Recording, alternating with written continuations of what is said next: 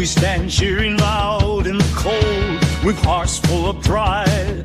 Our stories untold, victory in our eyes as a die-hard fan. We're die-hard Packers. We're die-hard Packers. We're What is up, everybody? Welcome to the show, the Matt Ramage Show, and we have a great guest. We have Mr. Aaron Nagler in the building over here, but before we talk to him, give a shout out to the great sponsors. You see them on the screen there. Quick Trip, you know, the hot spot. You need something to eat? Don't go to one of those fast food places. Just go into Quick Trip.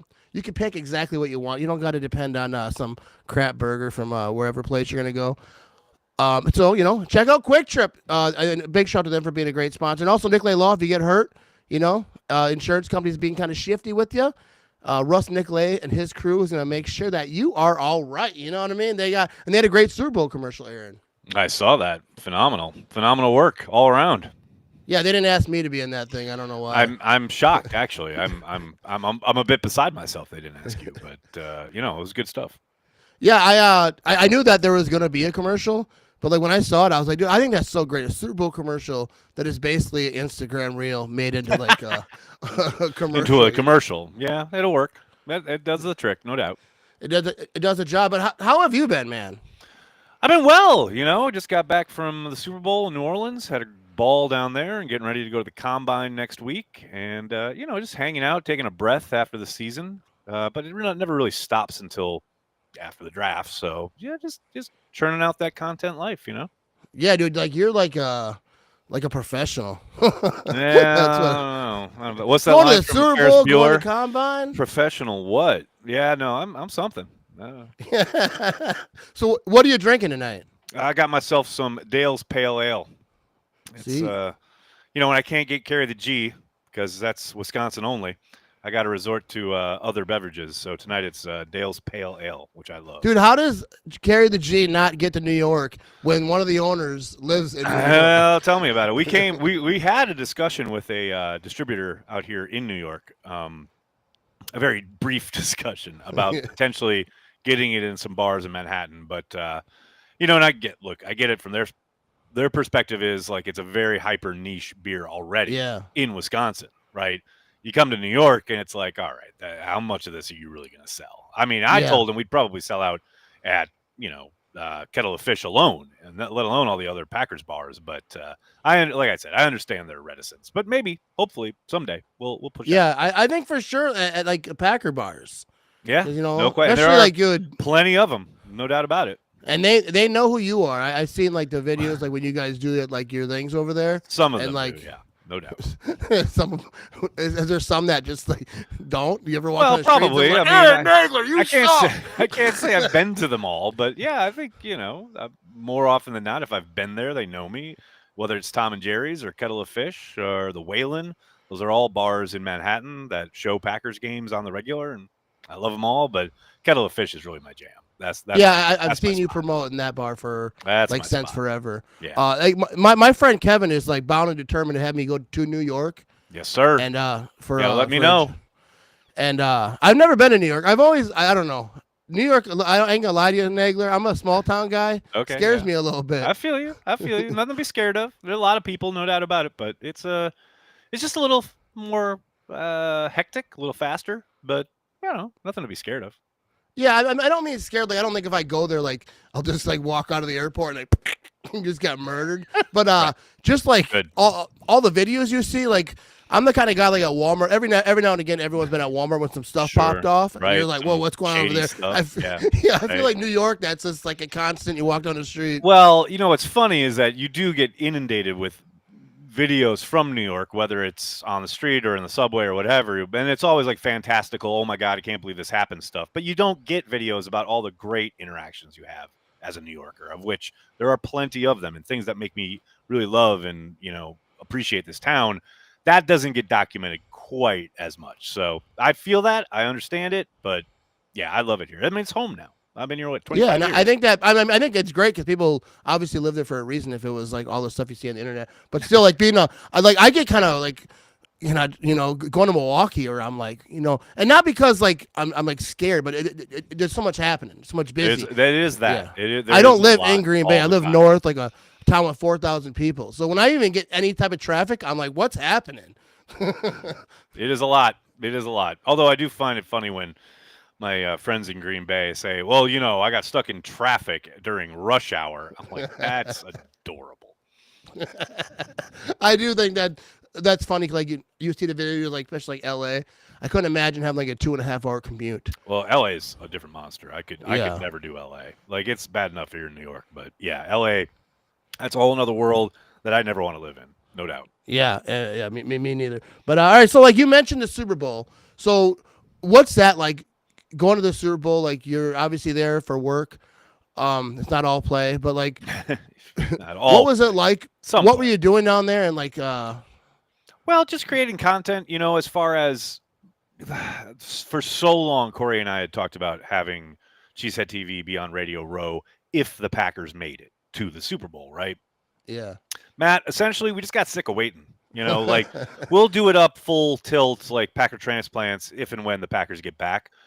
But in the meantime, I'm like, it's really kind of turned into what used to be Radio Row has really turned into Content Row. Like it's almost, I'm not going to say exclusively, but it's a lot of podcasts and content creators mixed in with a lot of radio programs, obviously. But man, there are just as many, if not more, content creators, podcasters than there are radio folks. So at this point, I just feel like it's a disservice to the brand if we're not there, if we're not in the mix, so to speak. Plus, it's a great opportunity to see a lot of folks who I used to see on the regular when I covered Super Bowls, like when I was with Sports Illustrated or back when I was with Bleacher Report, and I would go every year. Lots of people from kind of around the media sphere covering various teams or the league. It was great to catch up with a lot of those folks. And, it was New Orleans, and that's where my girlfriend's from. So it was an excuse to work for a week and then hang out with her and her family for the weekend. It was a good time. That's awesome. Yeah, I definitely think Cheesehead TV should be there because first of all, Josh Jacobs had a lot to say. He most certainly did. Someone's got to put the mic in his face. You know what I mean? I know it wasn't just you. Like didn't look like he needed someone to put it in the face. Like he was seeking it out. That seemed pretty apparent, which I liked. I enjoyed it. Gave us content. It was great. Do you think that like he went there with like I'm gonna say some stuff. I'm gonna say this. Because it seemed like he said the same thing, and I don't mean that in a bad way. Because right, no. You go in a bit of a car wash, right? Like you're on a lot of shows or what have you, and you do get asked the same question over and over and over again. So whatever your response is probably going to be repeated. I don't think he went there having an agenda, but I do think he undoubtedly has a marketing person who thought, hey, you should go to the Super Bowl and get exposure, and you've got a name, and you're on a new team, you're coming off a really great year. Let's build on this, right? But then, he gets asked questions, and he's got opinions, and he gave them. And now, I don't agree with all those opinions, but like it's totally within his purview to say whatever the hell is on his mind.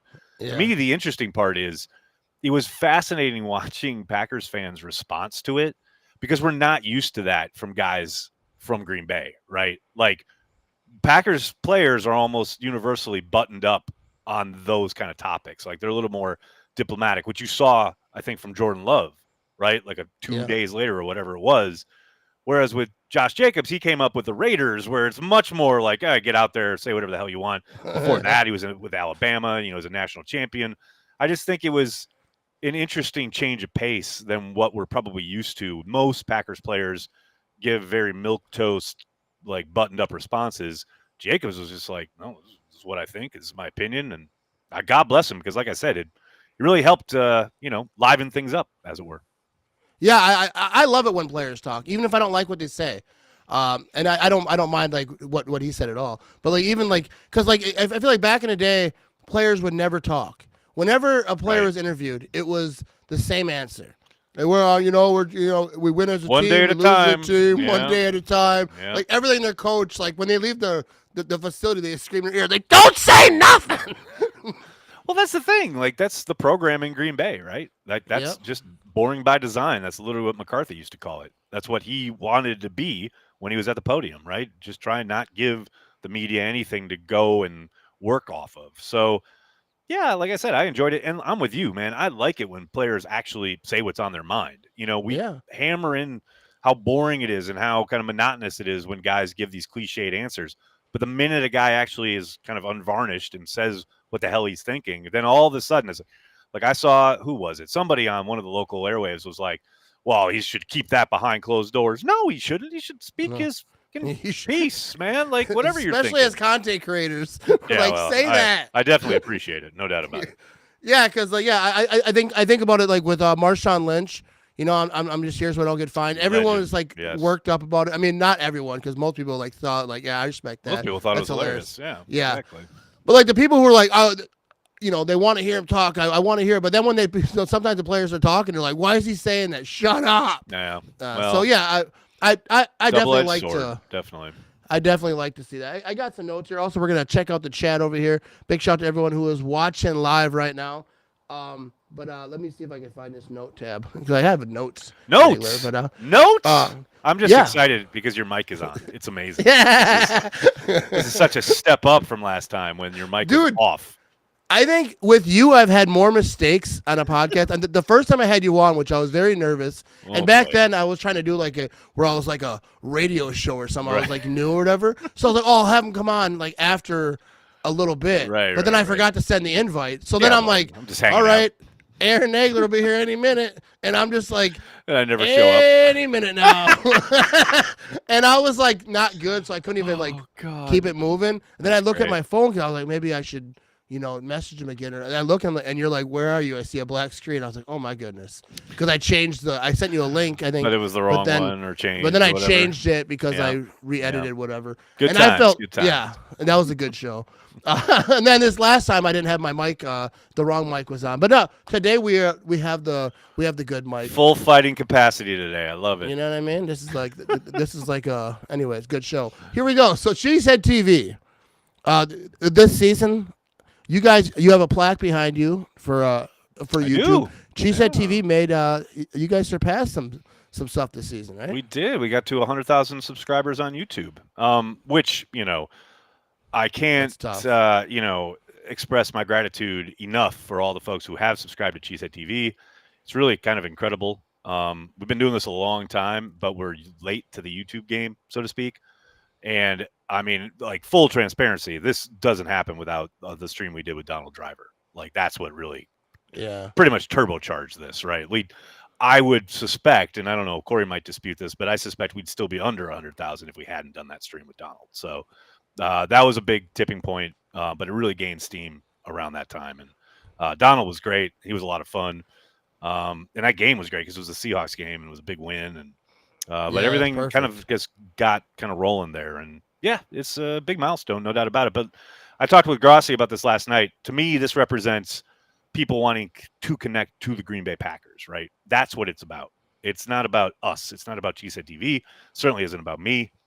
It's about the Packers and their greatness and people wanting to connect with both Packers fans, yes, but in service to the Green Bay Packers. Because, you know, look, at the end of the day, we're all just out here yapping, right? We're giving opinions and what have you, but all of that amounts to absolutely kind of an infinitesimal little speck comparative to the players, the coaches, the personnel folks, everyone inside 1265 Lombardi who are the organization that we're all here talking about. Yeah, I have never really thought about it that way too much, but like that's true because like nobody, like I've had great people on, like you're here, like I've had great guests, and that's why they come. But it's all for like the same thing. We're all talking about the Packers, right? Yeah, nobody's gonna listen to us talk about, you know. Yeah, no one's gonna go on here and just we're not here talking about like, you know, ed policy or something like that. You know, we're not talking about like the latest local ordinance. You know, we're talking about the Green Bay Packers. So yeah, and people love the Packers, so they like to hear people talk about them, and that's what we're here. But so how did Cheesehead TV do this year? Not just YouTube, but like you guys were over there week 1 in Brazil. Yes, sir. Anything else pop off in Cheesehead TV land that you want to talk about? I mean, it's been it was an insane year as far as growth for Cheesehead TV and the brand, but for the most part, man, it was just, you know how it is. Like the season starts and you don't come up for air until the final game is done. I was joking actually earlier today with a friend. I was like, it's so easy in season because there's a schedule literally that's set out like months in advance, and you know the games, and once the game happens, you have all sorts of stuff to talk about. And then there's another game that's coming up the next week. You have all that stuff to talk about, like how do they match up, all this stuff. And that rhythm just carries you for, 5 months, essentially? For that, I mean, you can throw in training camp. So, that's a decent chunk of your calendar year that is all set out. And then the moment you lose that playoff game, now I got to come up with shit to talk about. Yeah, now it's like, I got to go do the work because all the stuff had been laid out for me. But now there's no roadmap. There's no schedule. It's just like, good luck.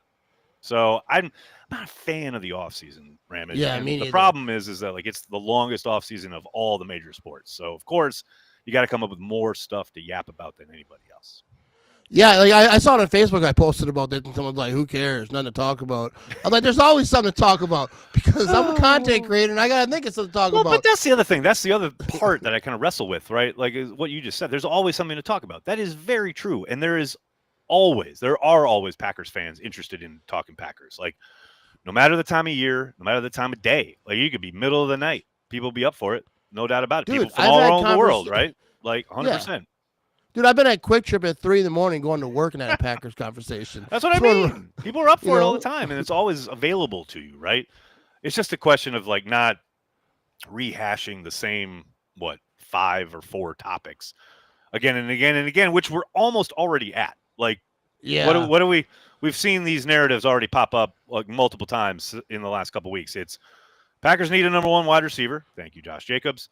They got to get an edge rusher. They should trade for Max Crosby or Myles Garrett. Okay, talked about that a lot. These are the things that kind of just get hammered over and over and over again.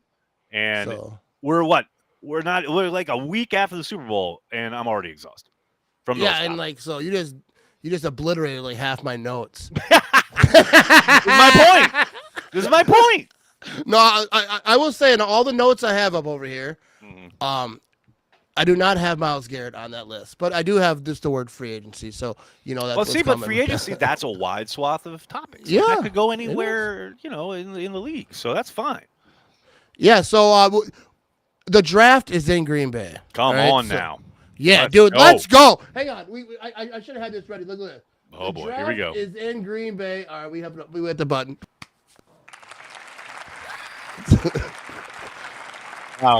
It's not a great applause. I'm working on trying to get a sound machine. Amazing. I'm trying to get a sound machine so I make it easier. But anyways, incredible, dude. We got to get that. But the draft is in Green Bay. It is, and it's going to be insanity. Green Bay is going to be crazy. I'm so excited, dude. Yeah. So like, what does Cheesehead TV have planned for the draft? Well, for the draft itself, it's crazy. We're kind of in a holding pattern because Banky, he's always doing stuff and got his irons and many fires. I know he's doing a lot with LiveX in support of a lot of different endeavors around the city for that week. We will 100% be having our regular draft streams on the Thursday and Friday nights. Saturday, I'm not so sure what we're doing quite yet. We're kind of working on that. But I will say we will be, and I think you're coming with me on this, we'll be at the Bayport Mall on Wednesday afternoon for a content creator like mock draft kind of contest thing. That's going to be a lot of fun. And then the week before, I believe that Thursday before the draft, I'm going to be down in Appleton at the Timber Rattlers game with Andy Herman doing a draft Q&A Packers talk thing prior to throwing out a first pitch and drinking a bunch of beer. So that's going to be a lot of fun. You're throwing out the first pitch, huh? That's what I hear. That's what I've been. Oh, and way more importantly than that, I'll be firing the Brat Zuka. That's awesome. Brats. That's a good time right crowd, there. Man. Come on now.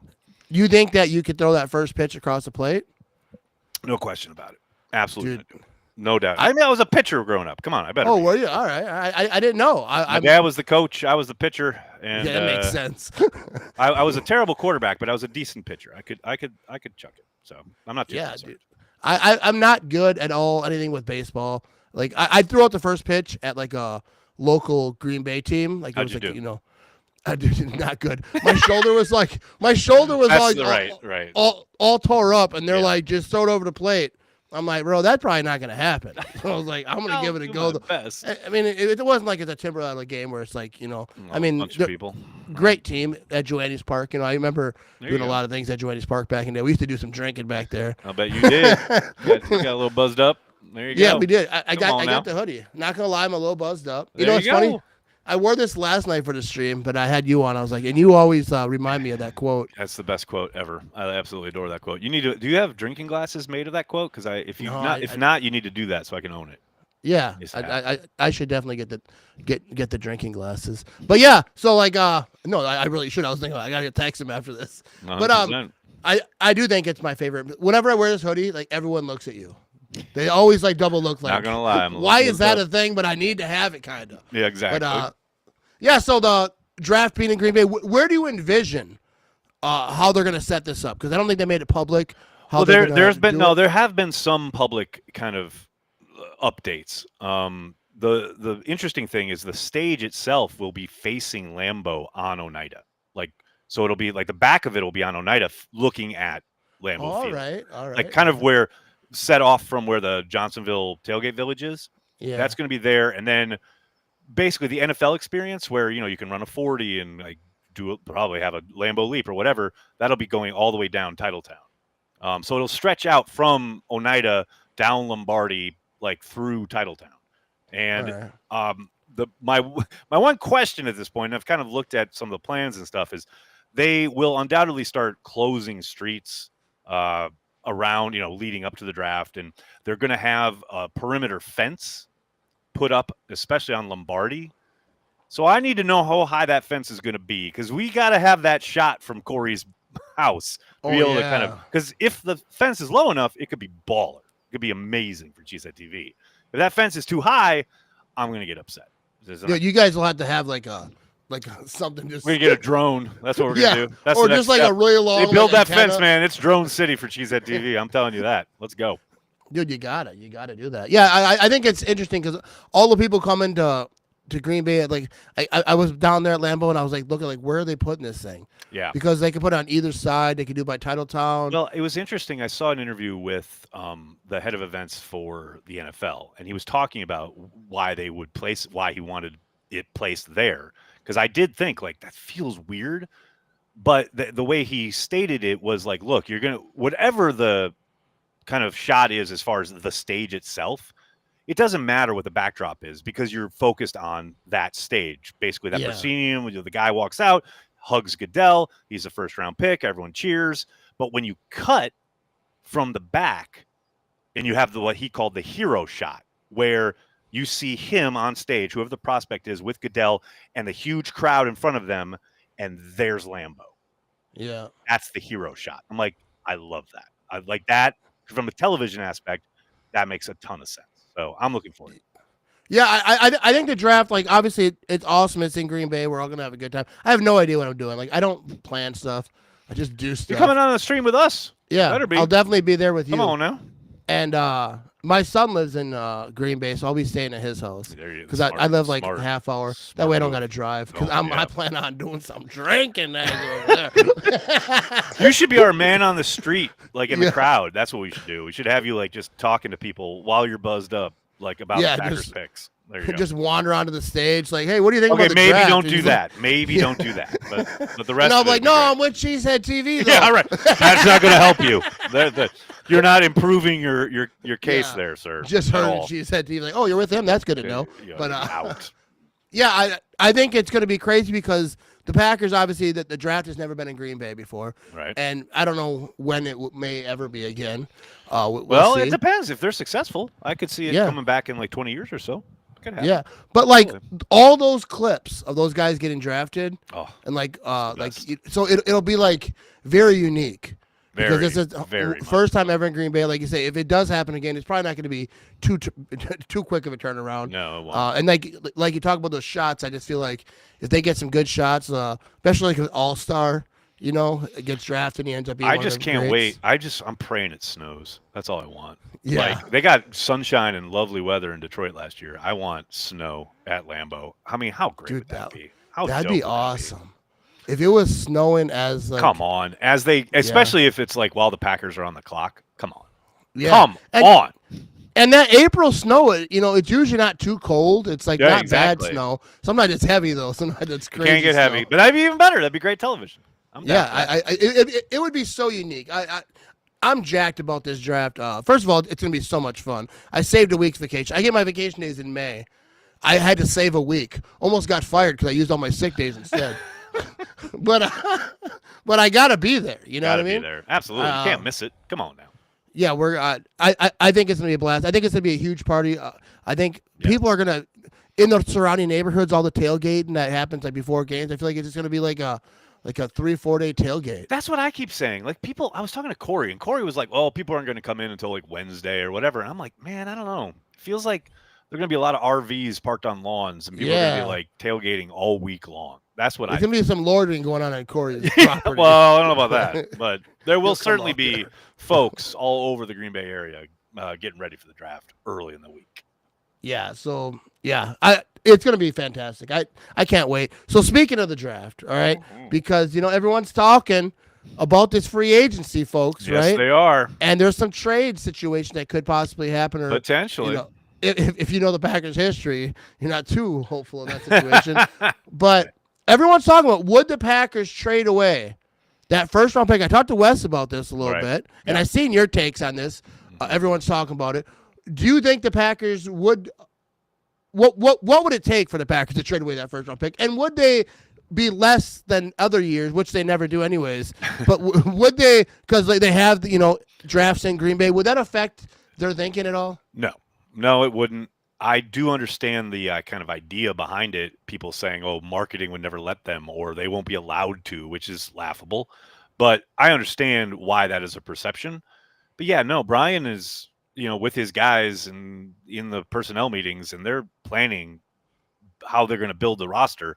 What the stage presence is like is completely immaterial to them. Like, it's a transaction, right? The presentation of the transaction means absolutely nothing to the personnel folks. So, I mean, look, they very rarely, to your point, ever trade away their first round pick as it is. Like, in the history of the it's been franchise, like 30 years. They've rarely done it. But that said, could they trade down possibly out of the first round? Like, that could potentially happen. That has happened, at times. But yeah, I mean, if there was somebody on offer, i.e. a Myles Garrett or what have you, that, the team that they're dealing with says we want 23. If they think, well, that's a key component to us becoming a Super Bowl contender and or champion, they're not going to hold on to it just because the draft is in Green Bay. Absolutely not. So is it, open for business? Yeah, sure. But not unlike any other season or any other year. Like I do not doubt for a moment that they will be, as Brian said, in the conversation with everything and everybody. He likes to be in the conversation. Conversation, right? But yeah, I'd be surprised if they moved that pick, and I think they'll probably just select at 23. You know what? It's funny because I agree with you about everything. It makes me feel smart because you'll say something and I'm like, even if I didn't think worry you, Ramage is what it should. And I'm like, oh, I agree with what he's saying there. But I think I was on a podcast and I was like, they would never trade. The pick. It's in Green Bay. It would take a ton because first of all they don't trade all at all. Then I watched you and I was like, well, maybe because I was like, I respect your opinion. Obviously, you've been doing this for a long time.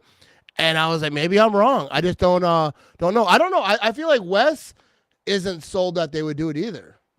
Yeah, probably. I mean, I forget what he said. No, but I do think that if you're I think it's a good unlikely that they move it just because of football reasons. Yeah. I think the draft being in Green Bay has zero to do with it.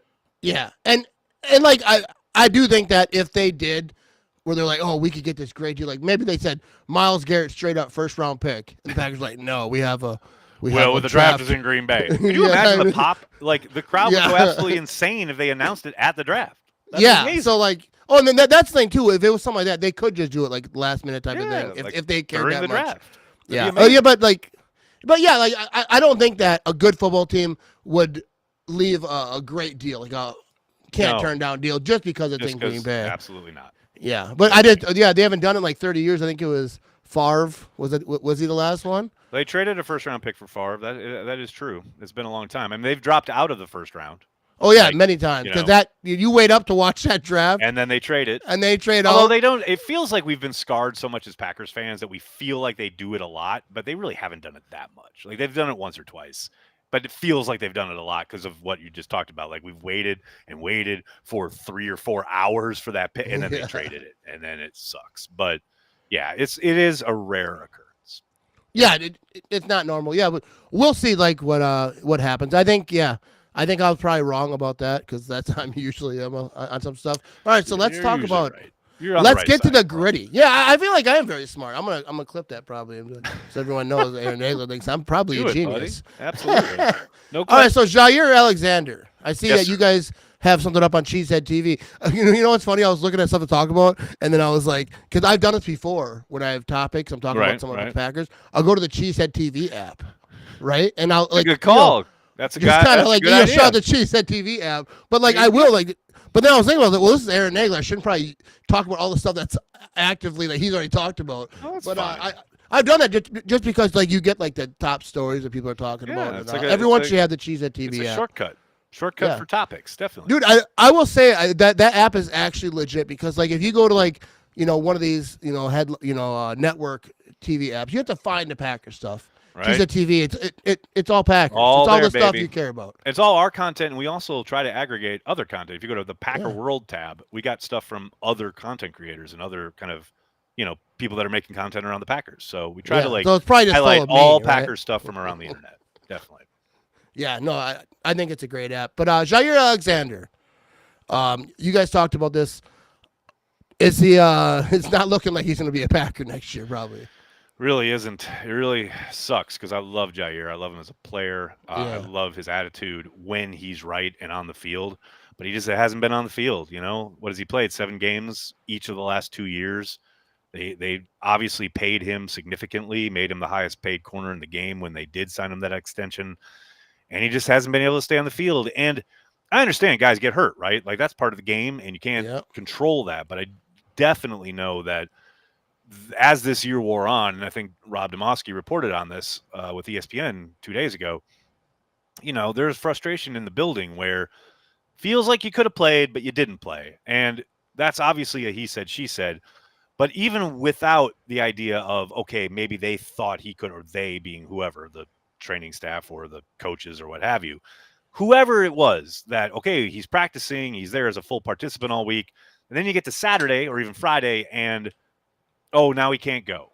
Well, I got to imagine as a coach, as a staff, it's frustrating when you've spent all week kind of working on your game plan, matchups, how you can take advantage of an opponent, thinking, well, I've got Jaire. And then by Friday or Saturday, now you've got to completely reorganize, adjust everything that you practiced all week without whatever your new plan is, being able to get that on the practice field because now it's the day before the game. I just think so much of that, at some point, frustration is probably going to set in. And look, this is just me guessing. I haven't talked to anybody about this, but from the outside looking in, I can understand how that might be a frustration point. If you continuously hope they're going to get this guy, and then, look no further than the game in Chicago coming out of the bye week, where Jaire starts that game. You're thinking, okay, post-bye week, here we go, get him back out on the field. He plays 10 snaps, and then he pulls himself, and you saw the cascading effect was bad as far as people having to be in different positions. All of a sudden, you've got Bullard in a different spot than he practiced all week. It just puts people in a bad spot, and I think, especially the second half of this season, really feels like the frustration got to a boiling point with, coaches, personnel folks, what have you. I think ultimately I'd be surprised if Jaire's back next year. Most likely he gets released, but maybe they find a trading partner. But I just can't imagine that he'll be in a Packers uniform next year. Yeah, because last year, a lot of people, because I don't know, people call me the defender. Because doesn't matter what's anti-Packer. Because you have a positive viewpoint. Yeah. Well, because guys get hurt, right? Yep. And then I do get it because he practiced all week, so people are he's refusing to play. I was like, well, if he was refusing to play, I feel and the Packers were yo, you're fully healthy. Right. The doctors were saying, hey, you're good to go. Everyone in the building was you're good to go, and he was refusing to play. We'd know about that. That'd be a story. I tend to agree. If the if they do feel like, well, he could play if he wanted to, like, ride for his team and all that, and they feel he's not, I get how that'd be frustrating. I'm not saying that that's the case because obviously I have no idea. But that's what I just feel like everyone was like assuming, but maybe some of them might have been right about to a certain degree. I mean, yeah, it's impossible to know without having access to the medical information. The people that do are obviously never going to give that up. Yeah, So they're not going to come on my podcast. That's something I said in the middle of the season when people really were piling on him, and I'm like, don't give up on him yet, because when he's out there, he's a difference maker, and that's why they paid him the way they did, right? I mean, look no further than that playoff game in Dallas last year. That whole game changes on that interception by Jaire deep in the Dallas Cowboys end. So, I mean, he can be a game changer when he's on the field. The problem is he's not on the field. He's not on the field nearly enough. Yeah, and I don't know, like, if it's a situation where he's like, I'm looking out for me. I want to make sure that I'm fully healthy before. I don't know the situation, or if he was just hurt, because like, it does suck because he's so good, and I love him. I love Jaire, like his whole swagger thing. Yep. Like watching the interviews, he's hilarious. He's obviously a beast on the field, but it doesn't matter how great you are. If you're not healthy, every team has to. Your best ability is availability, and he ain't hardly ever available. And that's what sucks. So definitely. And that does suck. Sorry, let's keep her moving over here. We're gonna go on to the offensive side of the ball a little bit. Tight ends. All right, I do love me a tight end. You know what I mean? That's what I've heard, Ramage. That's what I've heard. All right, so we got Tucker Kraft. I see people talking. The writers are writing about the Packers. They're gonna get. He's gonna have a bigger opportunity next season. Musgrave, I saw over at Cheesehead TV on the app. They have to keep him catching the ball, moving upright. Yeah, don't stay fall on down. his feet and stay on the field. Here's another guy, though. Like, if you talk about availability, missed a lot of time this year with that ankle injury after missing a lot of time his rookie season. And it's frustrating because here's a guy who has tons of talent and tons of potential, who hasn't really had the opportunity to reach, even kind of scratch the surface of that yet. So it is funny listening to kind of the talk about the Packers offense and the need for a number one wide receiver, which I understand, but I mean, you throw in a talented, really dynamic athlete like Luke Musgrave, fully healthy for a season, into the offense. I'm not saying he's a number one, but he could definitely help. But they haven't been able to utilize him in any way because he's missed so much time so far in his NFL career. So you think, like, next year Musgrave's healthy? Let's pretend. Right. Everything is good in the Everything's world. good, right? How dangerous can this offense be? Like, obviously they might add a piece. We'll talk about that in a little bit. Right. But like having two, because Tucker Kraft, I'm not sure. Do you think he would? Because like with Musgrave having those injuries, Tucker Kraft got opportunities to show. I mean, Tucker Kraft, I'm that guy. He solidified himself, right? I mean, there was questions as far as, okay, what's going to be the split, how much, etc. But man, Tucker Kraft took it over. He's tight end one. There's zero doubt about it. He's going to be on the field a lot. Right, you just mentioned he's definitely going to be getting more opportunities next season, but that doesn't mean that Musgrave can't be a important piece of the offense. I do think traditionally a lot of the West Coast stuff offensively has really been potent when you've got two tight ends on the field. I mean, Packers fans will remember, and this is a very old reference, but Chimura and Jackson in '96. That was tough to stop, man. And it's because as a defensive coordinator, you're really stuck with personnel as far as how do I respond? If you have two tight ends who can both block and both get up the field and make plays in the passing game, well, now you're wondering, well, do I respond when I see those two tight ends come out? Are they running the ball? Do I need to go heavy with my personnel? Are they going to throw it? Because sometimes they got those two tight ends in this huddle. All of a sudden they break the huddle and both of those guys are split out wide. Now, wait a second. What am I in? If I'm in heavy personnel, my base, then now I've got to walk out my linebackers, and those guys are going to get taken advantage of. So you're really playing with defensive coordinators when you've got two of them that can really kind of hurt you in a lot of different ways. They just need Musgrave to stay on the field and continue to develop. Because I do think he improved a little bit this year in the kind of physical aspect of the game, with run blocking in particular. Still got work to do, though. And the problem is you cannot become just the receiving guy. Because once you're labeled as that, or that's all you can do, well, then it becomes easy for defensive coordinators. Because I know you ain't put Musgrave in there to block, so I know you're going to try and throw him the ball, or at least make him part of the passing kind of outlets. So I just think, he's got to obviously stay on the field. But if he can and improve and continue to develop something he hasn't been able to do these last 2 years because he's missed so much time, they could really be cooking with gas with those two guys. Yeah, I absolutely. I saw a comment there about the middle of the field. They have to attack teams. Yeah, Soder knows ball. They have to attack. How I worry about people attacking us, right? Tight end would be a bigger deal if the Packers ever attacked the middle of the field. Well, yeah. I think it's interesting Soder brings that up because part of the issue there, I think, is trying to keep it clean for Jordan Love. Because you'll remember at the beginning of the year when he was throwing all those picks, in fact, his first pick of the season, throwing over the middle to Luke Musgrave. Down the seam, Eagles picked him off, right? And throughout that first kind of 4 or 5 games, you'll remember, Matt, everyone was talking about, all these interceptions. Yeah. Man, the middle of the field was not kind to Jordan Love.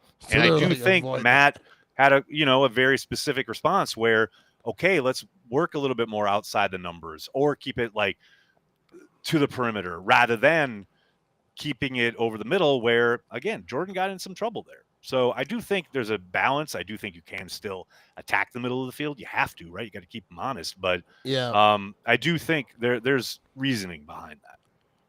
Yeah, and I think that the middle of the field, I've been playing Madden on the superstar mode, so I feel like I can relate to Jordan Love. There you go. I can relate to Jordan Love a little bit. Middle of the field is scary. That's where all my... I know. That's where all the dudes are. Yeah. Yeah, they're there, and they're going to throw a pick thrown over by all the dudes. They're waiting for this drunk guy. Throw away from all the dudes. Yeah, exactly. He's like, hey, don't hit X, bro. I'm right here. Do you remember the field vision with the cone on Madden? This is like 10, 12 years ago, but like where they would have a cone of vision of where the quarterback was looking. Oh, and then if you were controlling a defensive back, you could try and jump it because you knew where the quarterback was looking. That shit was annoying, man. Yeah, they used to try to like always have like extra. Oh, let's have this idea. A little bell or whistle, like just make the safeties realistic. That's all I ask. And also, can we have a guard who doesn't do like the initial block in the run game and then just releases upfield? The worst feeling in the world is when you call a run play in Madden and the initial block is there, so you try to run behind it, and the dude just literally like lets him go, and then as you're being tackled, you see like Sean Ryan 20 yards upfield blocking nobody. Like, what are we doing, Madden? Like, that stuff drives me. Dude, yeah. Dude, I can have a whole podcast about the failures of Madden because I know I'm great at it. It's just the game sucks. Right, clearly, obviously. So it makes it seem like I might suck. This is not user error. This is a coding problem, obviously. All right, so let's keep moving with some Packer stuff. Sterling Sharpe. This is one thing I want to talk to you about. Go. Sterling freaking Sterling. Sharpe, baby. That's what I'm talking about. Now in the NFL Hall of Fame. Hall of Fame. Time. Ramage. About damn time. Yeah, so you've been talking about this for a lot of years. I have been, but you've been actually. I just say I want him in the Hall of Fame. You give reasons why he should be. But like, what are your thoughts on him finally being there? That video of him with his brother. Yeah, that finding was awesome. out, that was amazing. And look, it's an emotional moment for all these guys. But for a guy who has been kind of on the outside looking in for so long, who should have been in at least 20 years ago, like you got to feel extra special in his family, especially after Shannon had that great speech when he was inducted into the Hall of Fame, where he said, I'm the only guy in here whose brother is better, who has somebody in the family who's a better football player than him. First brothers ever to be, in the Hall of Fame together. It's just a special moment. And for a special guy, and I know Corey always kind of teases me about this because you're right. I have been going on about this for literally decades. And it's something where I just wish I could express to the kids, right, how good Sharpe was, because most of the highlights you see of him are either like Mikowski or Favre throwing him the ball, right? But man, it wasn't always Mikowski and Favre. He had, not great quarterbacks throwing at him prior to those two, and it didn't matter, man. The whole stadium knew he was going to be the focal point of the offense, and he still got open. He still caught everything. He still had yards after the catch, still got in the end zone. Dude was absolutely unstoppable. And, I say it all the time, but there are two players that I've seen with my own eyes who I consider the greatest I've ever witnessed, like in person, like live. I saw them.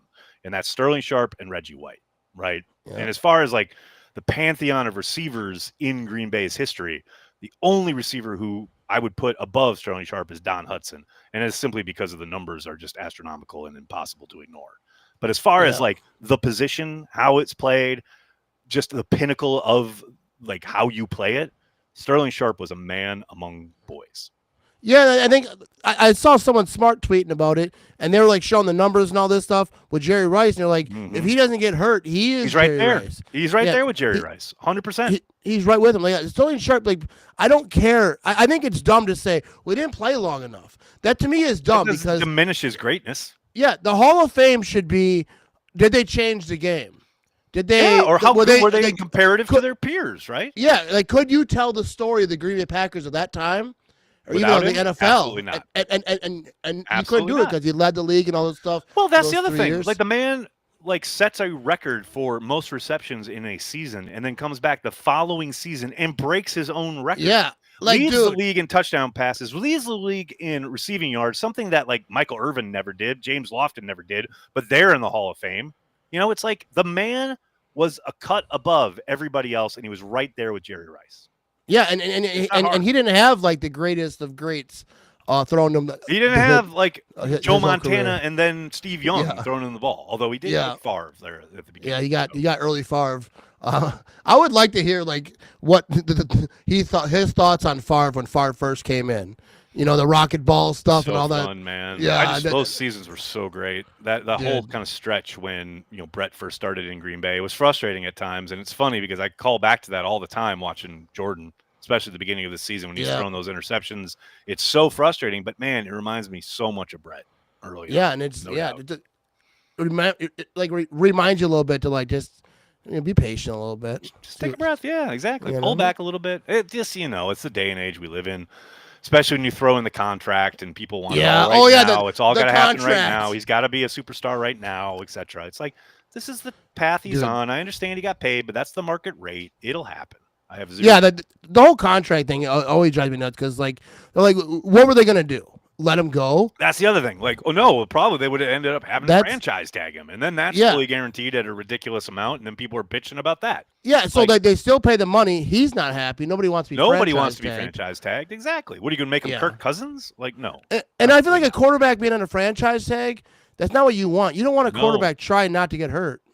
Well, that's like, right? Because that's your one gateway to a payday is getting through that season and getting to free agency. Yeah. I mean, look, I think it was the absolute right call to pull the trigger when they did. It absolutely kind of settles your franchise, especially turning away from Aaron, going to Jordan. He's your guy. It shows him that you're invested in him, obviously. But also, it's the going rate for quarterback. Wait until Brock Purdy signs his deal this year, and people are like, wait. It's like 3 years from now, Jordan Love's going to be a bargain. Like, it's just – it is absolutely the price of doing business at the quarterback spot. And they've got their guy. And they're going to build around him. And everyone, I know there are Jordan Love haters, and they're fine. Guess what? Yeah. There are a ton of Jalen Hurts haters in Philadelphia. Dude, I was one of them. Having to, absolutely eat crow. I will say that when Jalen Hurts was like drafted and kind of coming up, I never like made a opinion about it like publicly because why would I talk about the Eagles quarterback? But I never thought Jalen Hurts was anything special. But the thing is, it's like, but now I'm like, all right, I was wrong about that. It was great. First time ever. What was awesome was what. Right. What was awesome was the night they win the Super Bowl and he gets named Super Bowl MVP. I specifically went back because I'll never forget this, Matt. I was sitting in a bar. I know you're shocked. And the Eagles were on national television. And it was his first year as a starter. And he was playing poorly. It was October. So it's, somewhat earlier in the year. And, man, Eagles fans, not other fans, Eagles fans are tearing him apart. And just like, this guy's a bum. He's never going to do anything. And I just remember tweeting, like, can we wait till this kid starts, even 16 games before we start, like, tearing him apart? So I went literally back to that very tweet, retweeted it, and went, by the way, this guy's a Super Bowl MVP now. Yeah. Like, just have some patience. That's all I ask. Yeah, we definitely do. Yeah, I'll say I never dragged him publicly, but I don't do that to players anyways, but because I'm not a douchebag. But that's a good but call. Like good call. We do. Like, even Caleb Williams, if he throws an interception, I might throw LOL over on Twitter. But I'm not going to drag the guy because. I love Caleb Williams. Look, I love Caleb Williams. It's not his fault he got drafted by the Bears and they're going to ruin him. That's just karma for getting drafted by the Bears. Justin Fields went through it. Like, I feel like you get drafted by the Bears, it's just like, NFL gods don't love you that much. That's just what it is. A football world. You know what I mean? Can't wait. I don't want to keep it too long, but I do want to ask you a few more. Yes, sir. Davante Adams. All right. Davante Adams. I will say this is Aaron. on the list. Remember the list I was talking about earlier? Dude, this is on the list. It's right there. It says it. I spelled it right too. He'd be proud. But I said this like when it first started popping up. I'm like, I just have a feeling Davante Adams is going to be a Packer. And I know there's a contract situation. I talked to Wes about this last week. People should listen to that podcast.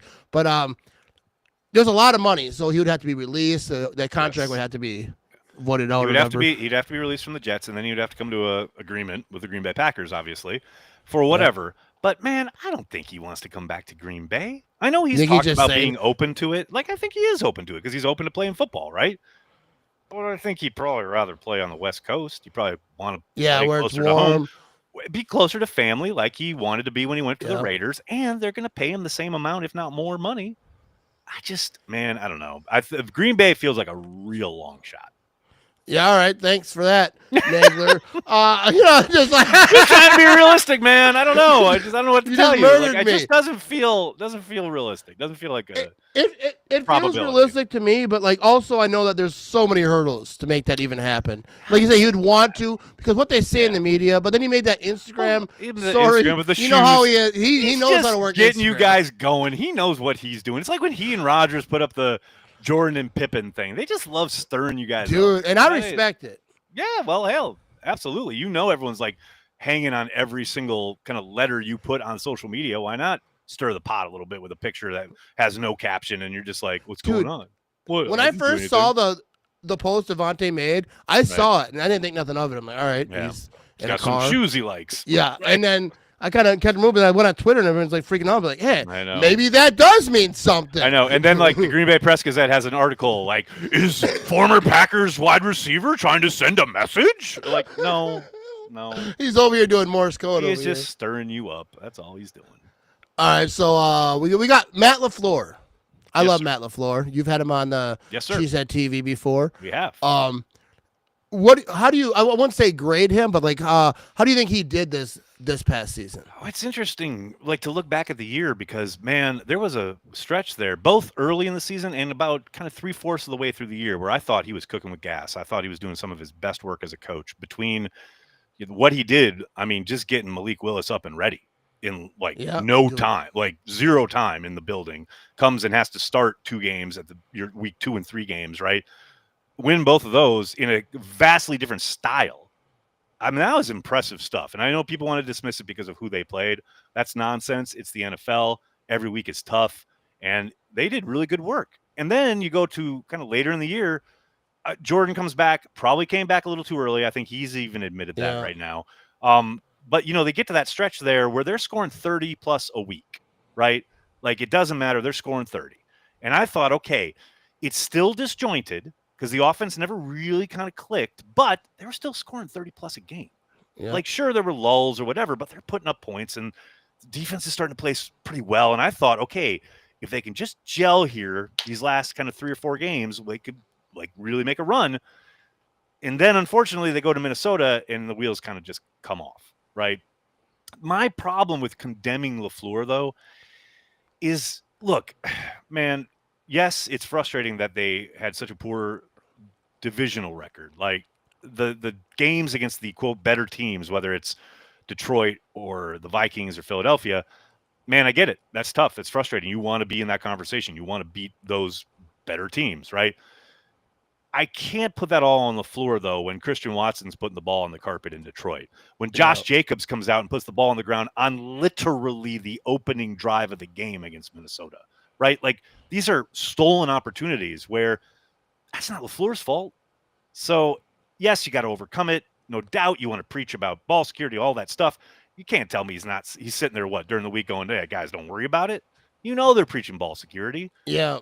And then the other thing is catch the freaking ball. Right? Yeah. Like, just catch the ball. If they just catch the ball, especially on 3rd and 4th downs, all those games are different. So, again, it's like, yes, I think LaFleur needs to do a better job situationally. The end of the Chicago game at Lambeau was atrocious. Like, he's got to wear that. But by and large, man, I think he's a really good coach. Got to find more consistency with a very what has been a very young team. I think that might change a little bit heading into next year, but some of that is just growing pains with a young squad that, you're bringing along. You can't tell me the guy who came into Green Bay with a veteran quarterback and ripped off 13 wins every year suddenly just forgot how to coach. You know, I think he's dealing with a vastly different situation. He's still a really, really good coach. His team needs to get more consistent, though. Yeah, I absolutely love Matt LaFleur. What he did with Willis was huge.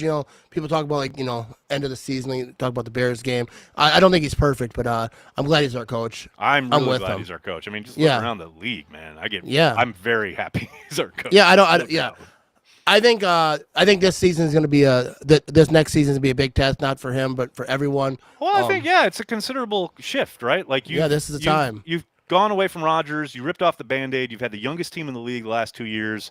In the last 3 years, you've gone 8 wins, 9 wins, and 11 wins, but you had all those tough losses against better teams. You got Brian Gutekunst saying into a microphone, it's time to get back to contending for championships. Well, okay, and you're talking about urgency. Well, let's see it this offseason, and let's see it next year when you're on the field, what you're producing as far as both the coaching staff and the players. It's a big year for everybody involved, no question. Yeah, most definitely, dude. I'm excited about this next season, but it's be kicking off with the draft and all that stuff. And I think training camp is going to be crazy too. I think because I feel like that excitement's still going to be there. People are going to show up. Totally agree. And it's going to be a fun season. But yeah, expectations is not just to get to the playoffs anymore. That's right. Or what actually the playoffs nor should they be even expectations. Exactly. Well, and they shouldn't be, right? Like 100%. This is a team that should contend at least for the division title, if not make a run in the playoffs. 100%. Very much. Absolutely. So, Aaron Nagler, Cheesehead TV. We will see you draft time, everyone. Every day. I know people know this, but I'm still going to say it. Every day, Aaron Nagler is live. He does Packers Daily. Yes, sir. Does a lot of great stuff. You're all over the internet. Everyone obviously already knows. That's why they clicked on this video. They probably don't even follow me. But that's ridiculous. That is ridiculous. No, but be sure to subscribe to the podcast, the Matt Ramage Show, everywhere that you listen to podcasts. Also, YouTube and obviously Cheesehead TV. If you don't subscribe to them, you should. And we have a little outro music here for you. Outro. Look at it. I gotta turn this up a little bit.